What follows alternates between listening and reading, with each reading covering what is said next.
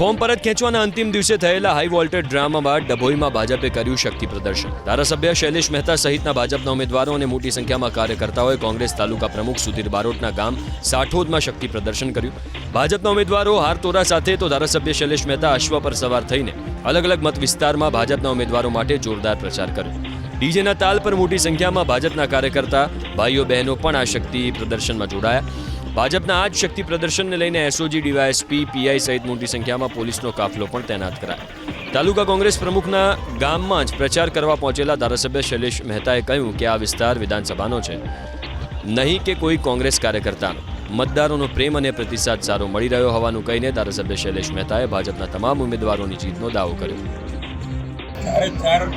जिला पंचायत डभोई तालुका ने 20 तालुका पंचायत में से भारतीय जनता पार्टी ये रीते लोग आवकार आपी रहा है। सातोद गाम में આવ્યો ત્યારે ઘોડા પર બેસાડીને એ લોકોએ મારું સ્વાગત કર્યું। એના પરથી જ ખબર પડે છે કે લોકોમાં એક ઉત્સાહનું વાતાવરણ છે।